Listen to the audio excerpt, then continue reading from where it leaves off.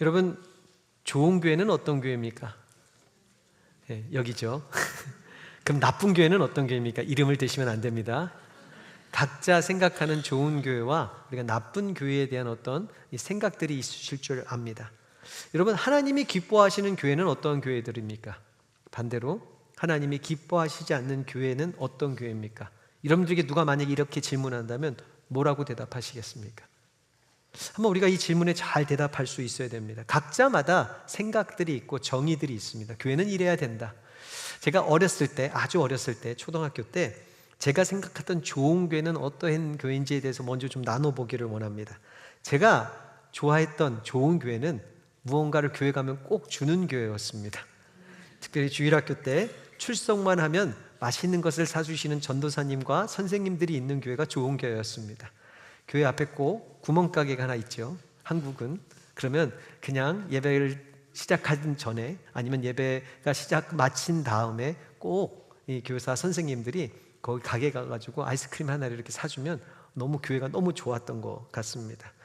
또 출석했다고 출석상도 주고요. 또 교회 가면은 관심도 주고 사랑도 주는 교회. 또 절기 때마다 부활절 되면 계란 하나를 주는 게 아니라 두 알 주는 교회. 또 성탄절 되면 또 성탄 산타크로스 할아버지, 이거 성경적이고를 떠나서 분장한 교회 목사님이나 장로님들이나 누가 나와서 이 선물 포장 이쁘게 한 거를 주는 교회, 뭔가를 좀 주는 교회가 참 좋은 교회였습니다. 특별히 세상에서 받지 못하는 것들을 말씀 암송 한번 했다고 연필들을 계속 하나씩 주고, 맛있는 또 간식들도 주고, 트로피들도 주고, 저한테는 진짜 좋은 교회가 이런 교회였습니다.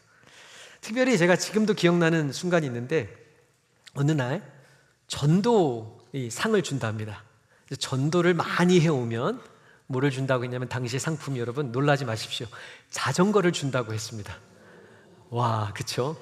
제 시대 얘기해서 참 죄송하지만 저희 때는 자전거가 조금 귀했습니다. 이건 좀 특별한 아이들이 타고 다니는 거였습니다. 근데 1등으로 자전거를 준답니다. 제가 처음으로 큰 욕심이 생겼습니다. 제가 그래서 열심히 전도하기 위해서 수많은 전략들과 여러분 뇌물들을 준비했습니다. 친구들을 교회 데리고 오기 위해서 친구들하고 친하게 지냈고요. 여태까지 그 말씀 암송상으로 받은 연필들을 계속해서 나눠주기 시작했고요. 과자들이 있으면 절대로 혼자 까먹지 않고 친구들에게 하나씩 주면서 유혹을 했습니다. 이번 주에 교회 꼭 오라고요. 그래서 제가 마침내 몇 명을 전도해 온 줄 아십니까? 5명을 데리고 왔습니다. 정말 5명을 아침에까지 그 친구들 집까지 찾아가면서 데리고 와서 교회에 딱 앉혀놨습니다. 딱 분위기를 보니까 제가 1등 할 것 같더라고요. 한두 명 데리고 온 친구들이 있었는데 5명까지는 없었습니다. 그래서 마음을 이미 결심했습니다. 전도상 가명은 자전거를 타고 오늘 한번 이 동네를 질주해버리라고 생각을 했는데, 놀랍게도 친구도 없는 어떤 아주 조용한 친구가 하나 있었는데 얘가 7명을 데리고 왔습니다. 제 눈에 보이는 앞에서 자전거를 그 친구한테 넘겨주는 그 시상식을 보면서 마음이 너무 안타까웠습니다. 더 안타까운 건 이 친구가 그거 받고 한 달 후에 교회를 떠났습니다. 자전거를 받지나 말든가. 그때 제가 처음으로 교회에 대해서 큰 실망을 했습니다. 내 거라고 생각했는데 받지 못했을 때. 그리고 이제 중학생이 됐는데 그때부터 좀 재미가 없어지더라고요. 주는 거는 많이 사라지고요, 하라는 거는 많아졌습니다. 성가대 봉사를 해라부터 시작해서 교회 청소가 있으면 너네들도 청소를 해야 된다. 그리고 뭘 자꾸만 드리라는 게 많더라고요. 그리고 대학생 때 아주 결정적인 결정타가 있었습니다. 저희 교회는, 제가 섬겼던 교회는 1년에 한 번씩 김장을 담그는 교회였습니다. 시골에서 용달차 큰 게 2대가 찾아오면 교회 앞마당에 뒤에 배추를 이만큼 실어서 옵니다. 그럼 그걸 누가 한 줄 아십니까? 그때는 모든 교회 대학부들이 총동원돼서 배추를 날라야 됩니다. 그리고 거기다 이제 김장을 하게 되면 또 그거를 어디다 땅에다 묻어야 됩니다. 이걸 누가 했느냐? 대학부가 하는 겁니다. 그거 한번 참여하고 나서 시험 들었습니다. 도대체 지금 뭐 하라는 건가? 그때부터 조금 교회가 불편해진 것을 화나가 나기 시작했습니다. 그리고 그것만 있었습니까? 교사해라, 그때부터 봉사해라, 헌금해라, 뭐해라 하는 게 너무 많아지는 겁니다. 그 시키는 장로님들이나 전도사님들이나 선생님들이 있으면 눈 마주치기도 상당히 불편했습니다. 숨어 다녔고 피해 다녔던 기억이 납니다. 그러다가 대학교 3학년 때 친구가 어떤 교회를 한번 가보자 해서 처음으로 여러분 소위 말하는 대형 교회를 가봤습니다. 문 앞에서부터 분위기가 다르더라고요. 얼마나 환영하고 기쁘게 맞이해 준지 모릅니다. 청년부 예배를 가봤더니 주는 것도 참 많더라고요. 관심도 주고 사랑도 주고, 그리고 예배를 드리고 놀랐습니다. 예배에 온갖 우리의 오감을 만족시키는 이런 오케스트라가 있더라고요. 찬양단도 이 프로페셔널한 분들이 서 계시더라고요. 저희 교회도 프로페셔널합니다. 근데 이 예배의 그 분위기와 음향과 그 주는 감동이요, 제가 너무 깜짝 놀라 처음 들어가 봤습니다. 제가 그때 생각했습니다. 교회는 이래야 된다.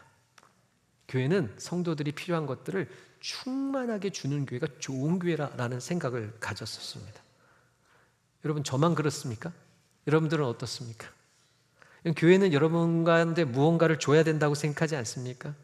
여러분, 교회를 결정하실 때 우리 자녀들에게 좋은 교육을 주는 교회, 또 예배에 또 여러분 많은 것들을 우리에게 보여주는 교회, 관심도 주고 사랑도 주는 교회, 더 나아가 맛있는 음식도 주고 여러분 여러 가지를 주는 교회가 혹시 여러분들 좋은 교회라고 생각하지 않습니까? 교회로 왔으면 뭔가 얻어가는 게 있어야죠. 여러분, 이 말이 불편하십니까? 아니면 인정하십니까? 목사가 꼭 이렇게 함정을 파놓고 설교하는 것 같습니까? 이게 대답할까 말까 이렇게 보고 계십니까? 여러분, 오늘 우리가 본문에 보면 조금 우리가 좀 충격적인 사실이 한 가지 나옵니다. 오늘도 예수님 시대의 그 성전에 무언가를 얻기 위해서, 무언가를 받기 위해서 수없이 나온 사람들이 있었습니다. 오늘 예수님은 그 사람들을 향해서 마태복음, 마가복음, 누가복음, 요한복음 모든 사복음서에 기록될 정도로 그들을 성전을 정결하게 하시기 위하여 뒤집어 엎으시고 내어 쫓으시는 과정을 우리가 성경을 통해서 보게 됩니다. 여기서 우리가 언어적인 의미를 조금 살펴보면 요한복음에 보면 채찍을 만드셨답니다. 이것은 감정적으로 만든 것이 아니라 이미 그 사람들을 쫓아내기 위해서 마음적으로 오랫동안 품으셨다는 얘기입니다. 뒤집어 엎으셨답니다. 이것은, 이 단어는요, 한 나라를 전복시킬 때 사용했던 단어가 바로 뒤집어 엎으시는 겁니다. 단순히 화가 나서 그냥 충동적으로 물을 뒤집어 엎으신 게 아니라 마치 한 나라를 완전히 엎으시는 것 같은 행동을 하신 겁니다. 더 나아가 내쫓으셨답니다. 이 내쫓으셨다라는 이 헬라어 단어는 에크발렌이라는 단어로, 이거는 성경에 보면 귀신을 내어 쫓을 때 쓰셨던 단어입니다. 그 무언가를 얻기 위해서 온 사람들을 어떻게 귀신을 내쫓듯이 그 성전에서 쫓아내셨다라는 것입니다. 잘 살펴봐야 됩니다. 여러분, 이 모습이, 이 장면이 왜 중요한지 아십니까? 예수님이 다시 오시는 공의의 예수님이 심판의 주님으로 오실 때 저는 믿습니다. 교회부터 오실 겁니다. 교회된 여러분의 삶 가운데 먼저 오실 것이고 교회 공동체 가운데 찾아오실 것입니다. 그리고 이와 같이 동일하게 성전을 깨끗게 하실 것입니다. 교회는 하나님 나라의 아름다운 모델입니다. 근데 그들은 쫓겨나갔습니다. 뒤집어 업셋을 당하는 것을 우리가 성경을 통해서 봅니다. 우리가 이 말씀이 좀 불편해야 됩니다. 사실 우리가 두렵고 떨림으로 우리가 이 말씀 가운데 나와야 됩니다. 왜냐? 우리도 이와 같이 될 수 있기 때문입니다. 어떤 이런 사람들, 쫓겨났던 사람들이 어떤 사람들인지에 대해서 우리가 한번 좀 말씀을 통해서 나누기 원합니다. 첫 번째, 이런 사람들은 어떤 사람들이었냐? 아까도 얘기했듯이 얻기 위해 온 사람들이라 라고 얘기하고 있습니다. 성경은 매매하는 자들, 돈 바꾸는 자들, 또 비둘기 파는 자들이라 라고 이렇게 좀 세분화시켰지만 영어 단어를 보니까 merchant 해가지고 장사꾼들이었다 라고 얘기하고 있습니다. 헬라어 성경을 보면 이 장사꾼들이 어떠한 마음들을 가지고 있는지 두 가지 단어가 나오는데, 하나는 계속해서 파는 사람들 플러스 계속해서 사는 사람들. 그러니까 무언가 성전에 와서 팔므로 말미암아 돈을 얻기 위한 사람들, 그리고 반대로 그 파는 사람들에게 물건을 얻기 위한 사람들. 순간적인 충동이 아니라 계속해서 이미 성전에 올 때부터 그런 마음을 가지고 계획했던 사람들이 merchant라고 표현하고 있는 것을 보게 됩니다. 이들의 목적은 한 가지입니다. 무언가 얻어야 됩니다. 이 얻기 위해서는 투자도 할 수 있습니다. 당시 이 장사꾼들이 이 성전 안에 그 자리를 잡기 위해서는요, 상당한 돈을 지불했답니다. 우리가 생각하는 그냥 이 작은 돈이 아니었답니다. 큰 돈이었답니다. 그런데 그들이 그만한 큰 돈을 성전에 낼 수 있었던 이유는 뭔지 아십니까? 그것을 통해서 얻어지는 이익이 더 컸기 때문입니다. 1년에 한 번 유월절 때 이 수많은 이스라엘 백성들이 그곳에 다 모입니다. 장터를 열면요, 대박 나는 겁니다. 여러분, 이러한 사람들이었다라고 성경은 이야기하고 있습니다. 그들의 목적은 이익이었습니다. 투자 대비 이득이 있어야 되는 겁니다. 반대로 투자를 했는데 이익이 없다면 큰 상실감이 찾아오는 사람들이었다라고 성경은 표현하고 있습니다. 물건만 그랬겠습니까? 거기에는요, 명예를, 다른 사람들에게 존경을 얻기 위해서 온 사람들도 있었습니다. 성경의 대표적인 사람들이 바리새인들입니다. 이들은 율법을 잘 지킵니다. 율법에 따라서 11조도 잘 냈던 사람들입니다. 기도하는데도 빠지지 않았던 사람들입니다. 근데 마가복음 12장에 보면 이들은 회당 높은 곳에서만 기도를 하고요, 사람들 잘 보이는 데서 큰 소리로 기도했던 사람들입니다. 율법을 행할 때도 사람들 없는 데서 행하지 않고 사람들 있으면 행하는 사람들, 구제도 그와 같이 했던 사람들이라고 성경은 이야기하고 있습니다. 이들을 뭐라고 얘기하는 줄 아십니까? 예수님은 이 성경에 보면 착취하는 사람들, 사람의 것을 결국은 과부의 것을 빼앗는 사람들, 독사의 자식들이라고 표현했던 사람들입니다. 그들의 특징은 뭔지 아십니까? 사람에게 무언가를 얻어야 되는 사람들입니다. 머천트는 뭔지 아십니까? 장사꾼은요, 사람에게 내가 투자한 만큼 무언가를 얻어야 되는 사람들입니다. 여러분, 물론 교회에서는, 교회가요, 교회 공동체라는 것이 이 성도들의 필요를 채워주는 곳이 되어야 됩니다. 그리고 여러분, 될 수만 있으면 그들의 자존감도 좀 높여주는 교회가 좋은 교회, 틀린 이야기 아닙니다. 근데 여러분, 교회의 본질이 무엇인 줄 아십니까? 우리가 교회라는 단어를 생각할 때마다 항상 함께 따라오는 단어가 있습니다. 바로 은혜라는 단어입니다. 은혜가 무슨 뜻입니까? 값없이 주시는 하나님의 선물이라는 것입니다. 노력과 수고로 얻어지는 이익이 아니라는 것입니다. 노력도 없다 할지라도, 우리가 자격이 없다 할지라도 하나님께서 전적으로 주시는 하나님의 사랑과 용서, 그리고 더 나아가 성령의 충만하심이 바로 은혜로서 선포되어지는 자리가 바로 교회 공동체라는 것입니다. 수고와 노력이 아닙니다. 하나님의 전적인 은혜입니다. 여러분, 내 노력과 수고로 무언가를 얻어갈 수 있다라고 생각한다면 혹시 나는 오늘 이 성경에 나오는 장사꾼이 아닌지를 잘 생각해봐야 됩니다. 만약에 내가 수고했는데 얻지 못하면요, 실망이 찾아옵니다. 원망과 불평이 찾아옵니다. 그것을 가로막았던 사람들이 원수가 되는 것을 보게 됩니다. 바리새인들이 나중에 보니까 그 사람들이 받아야 될 존경과 그 명예를 예수님이 가로채가는 것처럼 보이니까 예수님도 십자가에 못 박아 죽일 수 있는 위치에 서게 되는 것입니다. 여러분, 마귀의 시험을 잘 알고 계십니까? 예수님께서 공생애 시작하실 때 마귀가 시험했을 때 마지막에 이야기합니다. 여러분, 마태복음 4장 6절에 9절에 보십시오. 이르되 만일 내게 엎드려 경배하면, 무엇을 하면 뭐라고 얘기합니까? 이 모든 것을 너에게 주리라. 무엇을 하기만 하면 나는 줄 수 있다라는 겁니다. 여러분, 이단의 특징이 뭔지 아십니까? 무엇을 하면 구원을 얻는답니다. 성경 공부, 그들이 하는 성경 공부에 참여하기만 하면 14만 4천에 들어간답니다. 무언가를 하면 얻어지는 것, 여러분, 이것은 또 다른 하나의 merchant, 장사입니다. 그러나 우리는 기억하십시오. 하나님이 기뻐하시는 예배는 하나님의 은혜를 강구하는 것입니다. 주시면 감사하고 주시지 않아도 당연하게 여길 수 있는 것입니다. 여러분, 오늘 성경에 보니까 하나님은 이런 장사꾼들을 쫓아내셨습니다. 그 자리에 합당치 않다라고 그들을 여러분 책망하셨습니다.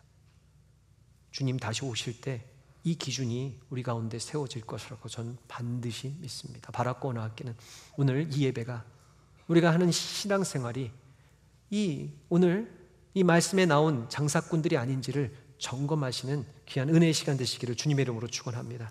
두 번째, 어떤 사람들이 나오느냐? 여러분, 편의를 제공하지만 본질을 놓친 사람들이 나옵니다. 바로 대제사장, 제사장들과 서기관들이라고 성경은 이야기하고 있죠. 이들은요, 편의를 사실은 제공한 사람들입니다. 보십시오. 이 장사꾼들에게 그 성전의 그 마당을 내어주고 허락해 준 사람들입니다. 왜 그렇게 했습니까? 이들이 물론 거기서 나오는 돈을 좀 원했을 수도 있습니다. 그러나 여러분, 엄밀히 따져보면 멀리서 온 디아스포라들을 도와주기 위함입니다. 생각해 보십시오. 당시엔 디아스포라들은요, 유럽부터 시작해서 나라를 빼앗기고 이 터전을 잃어버렸던 사람들이 아시아에까지 멀리 퍼졌습니다. 1년에 한 번은 꼭 이 성전에 와야 됩니다. 거기서 제사를 드려야 됩니다. 죄사함을 입어야 됩니다. 그래서 이들이 올 때 빈손으로 오지 못합니다. 흠없는 양, 소, 비둘기, 짐승들을 가져와야 합니다. 하나님께 올려드려야만 합니다. 근데 생각해 보십시오. 먼 길을 옵니다. 그 짐승까지 끌고 오면요, 이게 안고 오지 않는 이상 흠이 생길 수밖에 없습니다. 그러면 제사를 온전히 드릴 수 없습니다. 이 사람들의 편의를 제공해 주는 겁니다. 대제사장들과 여러분 서기관들이 인증한 짐승들을 이거 드려도 된다, 흠없는 것들을 미리 준비하여 장사꾼들을 통하여 매매하게 한 겁니다. 도와준 겁니다. 또 한 가지가 있죠. 성전세를 내야 됩니다. 소위 말하는 헌금을 내야 되는데, 문제는 뭐냐? 당시에 이 통용되는 화폐는 로마 동전이었습니다. 여기에는 반드시 로마 황제의 얼굴이 들어가 있습니다. 이것을 받을 수 없습니다. 그러니까 성전에 있는 돈으로 환전해 주는 사람이 꼭 필요했습니다. 이러한 사람들을 위해서 자리를 마련해 준 겁니다. 여러분, 우리가 목회를 어떤 분은 얘기하더라, 서비스라고요. 여러분 동의하십니까? 목회 잘하는 목사는요, 서비스에 대한 충분한 철저한 의식이 있어야 된답니다. 서비스 핵심이 뭐죠? 아죠? 사람들이 필요한 것들을 적시적재에 잘 챙겨주고 준비해 주는 것이 서비스입니다. 여러분, 이러한 것을 잘하면 목회가 잘 된답니다. 여기 어떻게 생각하십니까? 근데 다시 한번 질문할게요. 원래 제사장들과 원래 서기관들의 역할, 본질은 뭐였습니까? 하나님께서 그들을 서기관으로 부르시고 제사장으로 삼아주신 이유가 뭐라고 생각하십니까? 하나님의 말씀을 가르치고 하나님의 주시는 그 예배, 제사를 온전히 준비하고 성도들이 연약한 일들을 가지고 나와서 하나님 앞에 붙들고 기도하는 사명을 통해서 부르신 자들이 제사장들과 서기관들이었습니다. 그런데 이 우선순위가 바뀐 겁니다. 온 수많은 사람들을 잘 섬기기 위해서, 물론 핑계는 좋지만요, 그들이 잃어버린 게 있습니다. 그들에게 맡겨주신 본질을 잃어버린 겁니다. 예배할 수 있는 자들, 기도할 수 있는 사람들이 있다면 그것을 통해서 그 자리를 준비하며 마련하는 것이 그들의 삶의 본연의 직무였음에도 불구하고 언제 그것을 알 수 있는지 아십니까? 이들이 그 머천트 하는 사람들, 이 장사꾼들에게 열어준 자리가 있습니다. 오늘 보니까 이방인의 뜰에 그 장소를 열어줬다라고 얘기하고 있습니다. 여러분, 이방인의 뜰이 어떤 뜰인 줄 아십니까? 하나님을 찾으러 온 이방인들이 있습니다. 성전 안으로는 깊게 들어갈 수는 없습니다. 그러나 그들에게 허락된 장소가 있었습니다. 이방인의 뜰이라는 곳이었습니다. 그곳에서 이방인들이 기도하는 곳입니다. 하나님을 그래도 예배하고 싶은 사람들이 제사 드리는 자리였습니다. 여러분, 이사야서 56장 6절 7절에 보면 이렇게 말씀하고 있습니다. 또 여호와와 연합하여 그를 섬기며 여호와의 이름을 사랑하며 그의 종이 되며 안식일을 지켜 더럽히지 아니하며 나의 언약을 굳게 지키는 어떤 사람이요? 이방인들이 있답니다.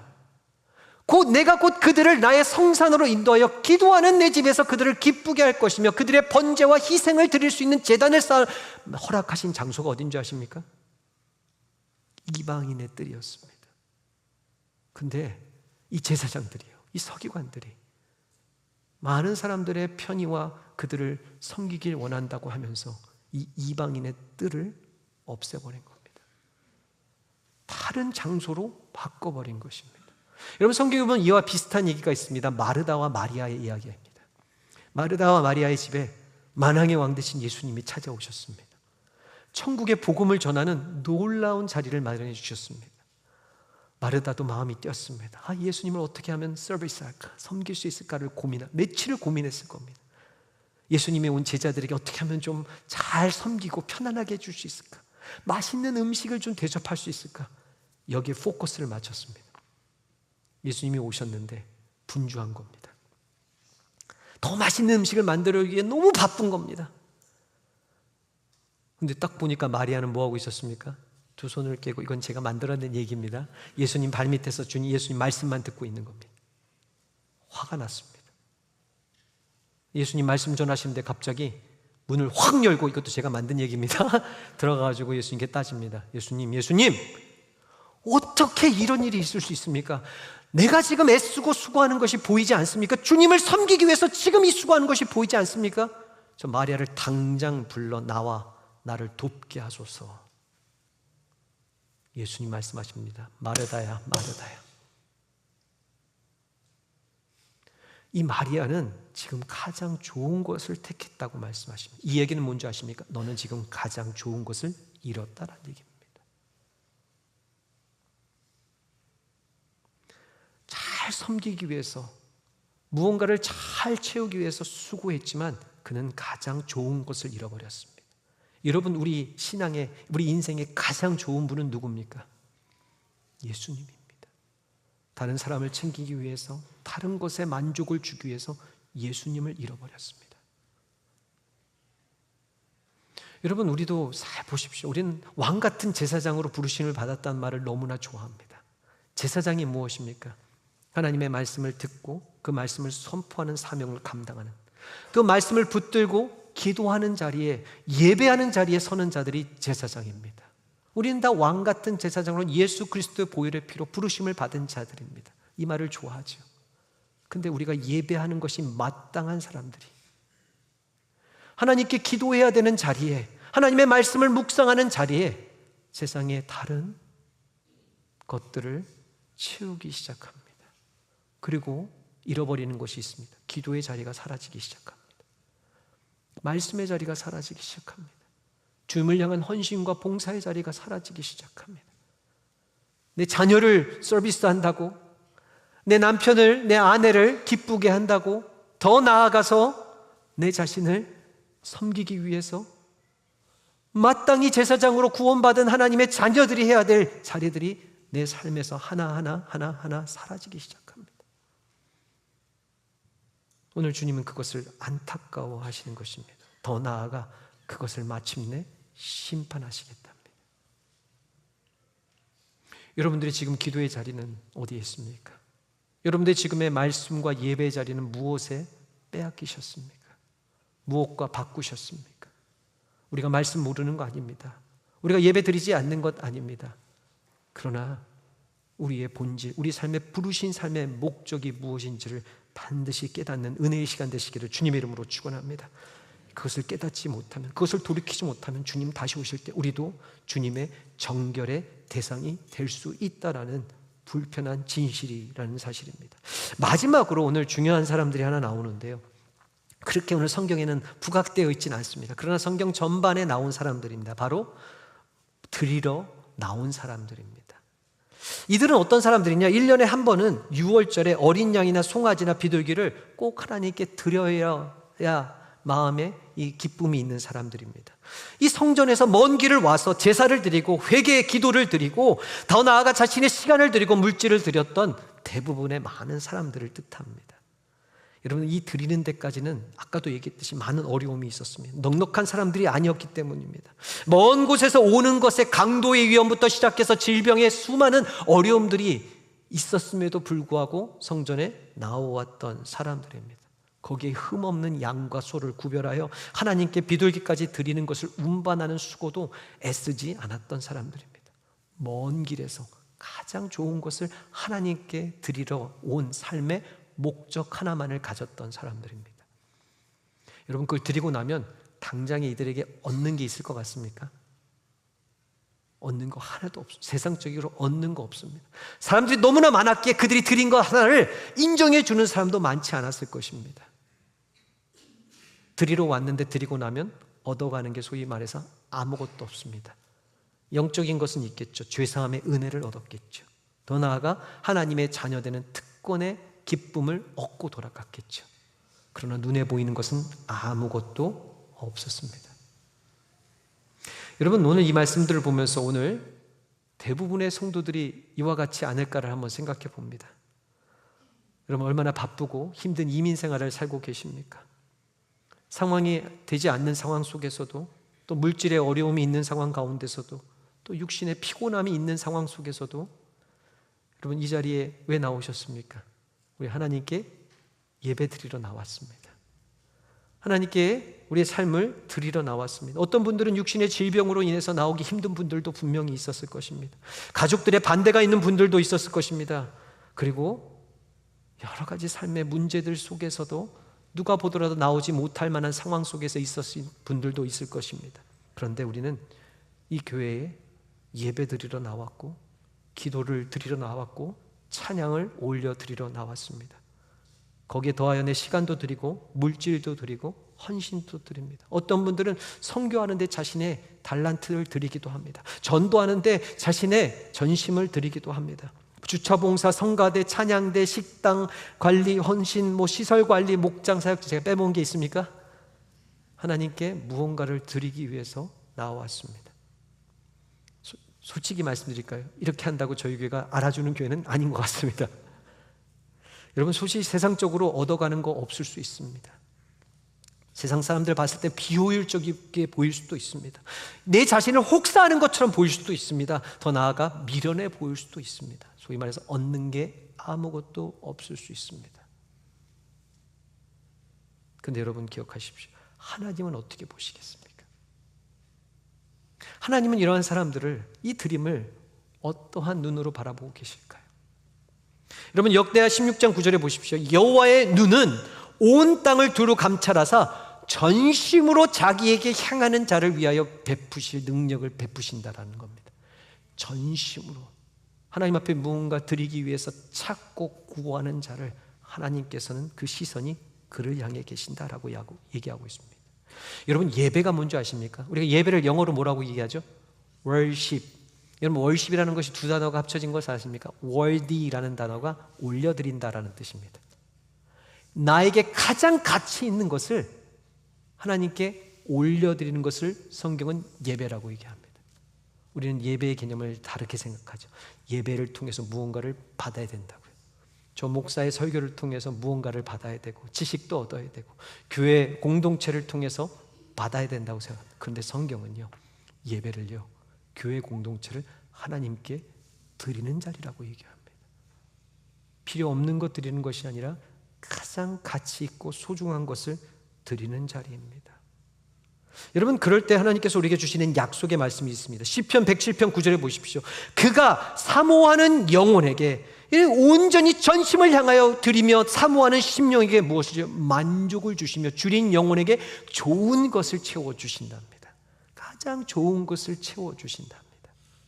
여러분 로마서 12장 1절을 보십시오. 그러므로 형제들아 내가 하나님의 모든 자비하심으로 너희를 권하노니 너희 몸을 하나님이 기뻐하시는 거룩한 산 제물로 뭐라고요?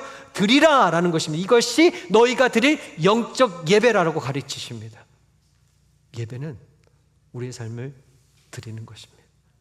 드리면요 여러분 반드시 찾아오는 것이 있습니다. 비워집니다. 그리고 비워지는 것 가운데 무엇을 주신다고요? 여러분 하나님의 능력, 하늘의 신령한 것들을 채워주신다고 약속하시는 겁니다. 여러분 마가복음 10장 30절에 보니까 영생을 받지 못할 자가 없느니라. 하나님을 간절히 구하며 하나님께 나오는 자들에게 하나님께서는 반드시 영생으로 채워주신답니다. 잠언 4장 9절에 보십시오. 그가 아름다운 관을 내 머리에 두겠고 영화로운 면류관을 내게 주리라 채워주시리라 약속하시는 겁니다. 우리가 이 예배는 드림이라고 얘기했습니다. 드림에는 반드시 기억하실 게 있습니다. 비움입니다. 그리고 비움에는요 우리가 기대와 소망이 있어야 됩니다. 하늘의 것으로 채워주시는 것입니다. 우리가 이 예배의 성공은 뭔지 아십니까? 여러분들을 온전히 드린 것이 예배의 승리입니다. 그런데 비우기만 하면 되면 안 됩니다. 반드시 채워야 됩니다. 세상에 썩어져 없어질 것으로 채우지 마십시오. 목사의 인정, 여러분 얼마 지나지 않으면 그거 없어질 겁니다. 내 주변 사람들의 박수, 수고했다라는 칭찬, 이것도 금세 사라질 것입니다. 오래가지 않습니다. 우리가 세상에 산의 진미 다 먹어봐서 알지 않습니까? 먹을 때는 채워진 것 같지만 먹고 나면 똥이 되는 겁니다. 이게 세상에 썩어져 없어질 것입니다. 우리는 비우는 목적이 분명합니다. 비우면서 우리는 하나님께 온전히 드리면서 우리는 기대가 있습니다. 하늘의 신령한 것으로 우리를 채우신다라는 소망입니다. 하나님은 어떤 분이신가? 상 주시는 이심을 믿는 것입니다. 이것을 성경은 믿음이라고 얘기합니다. 이 예배를 하나님께서 기뻐 받으십니다. 예배란요, 하나님께 온전히 드리는 것입니다. 온전히 나를 비우는 것입니다. 그리고 더 나아가 하늘의 신령한 것으로 우리를 채우는 것입니다. 주의 말씀으로 채우고, 주의 은혜로 채우고, 주님의 용서하신 보혈의 능력으로, 십자가의 능력으로 우리를 채우고, 성령의 충만함으로 우리를 채울 때 우리는 부요한 자로서 이 땅 가운데 승리케 하실 것입니다. 그래서 우리 믿는 사람들은요, 온전한 예배를 드리는 사람들은 주눅들지 않습니다. 내 없는 것 때문에 고개 숙이지 않습니다. 오히려 우리가 비워질 때 우리 안에 충만케 채우시는 예수님으로 말미암아 우리 가운데는 기쁨이 넘칩니다. 제가 목회에 대한 마음을 딱 가졌을 때 저희 아버님이 저한테 해주셨던 얘기가 있습니다. 목회자는 가난한 척하지 말랍니다. 없는 척하지 말랍니다. 없더라도 그렇게 하지 말랍니다. 왠지 아십니까? 우리의 하나님 아버지가 우리의 아버지가 되십니다. 우리 삶의 주인 되어 주십니다. 그분 날마다 우리에게 영원한 생명의 하나님의 말씀을 주시는, 공급하시는 능력의 하나님이십니다. 세상에 썩어져 없어질 주님 앞에 심판 때에 필요 없는 것들이 아니라 그런 것들을 배설물처럼 여기고 우리는 예수님을 믿는 믿음을 우리 가운데 주시는 하나님이십니다. 여러분, 우리는 이 시간에 주님 앞에 드리러 나왔습니다. 그 비움을 통해서 하나님께서 세상에 줄 수 없는, 세상에 썩어지지 아니하는 하나님의 영원한 생명의 진리의 말씀을 여러분 가운데 충만히 채워주시기를 주님의 이름으로 축원합니다. 예수 그리스도, 가장 좋은 예수님으로 여러분들의 마음을 풍족하게 하시는 은혜가 이 시간에 넘쳐나시기를 주님의 이름으로 축원합니다. 그것 하나만으로도 우리 가운데 자신감이 회복되며 기쁨이 회복되며 놀라운 능력이 회복되기를 주님의 이름으로 축원합니다. 여러분, 이것을 잘 깨달았던 사람이 하박국입니다. 우리 하박국서 3장 17절 18절의 말씀을 통해서 우리가 말씀을 정리하도록 하겠습니다. 비록 무화과 나무가 무성하지 못하며 포도나무에 열매가 없으며 감람나무에 소출이 없으며 밭에 먹을 것이 없으며 우리의 양이 없으며 외양간에 소가 없을지라도. 없는 게 왜 이렇게 많습니까? 그 가운데서도 아마 하박국은 많은 것을 드렸을 것입니다. 그때 하나님이 말씀하십니다. 깨닫게 하십니다. 나는 여호와로 말미암아 즐거워하며 나의 구원의 하나님으로 말미암아 기뻐하리로다, 풍족하리로다. 이 고백이 바로 한 주간 세상을 살아가는 여러분들의 진정한 믿음과 신앙의 고백이 되시기를 주님의 이름으로 축원합니다. 여러분, 우리가 이런 은혜가 여러분들의 삶과 이 예배를 통해서 내 시간도 드리고 물질도 드리고 내 삶의 작은 것도 드린 여러분들의 비워진 심령 가운데 가득가득 채워져서 이 죄악된 세상을 믿음으로 넉넉히 이기시는 우리 귀한 성도들 되시기를 주님의 이름으로 축원하며 축복합니다.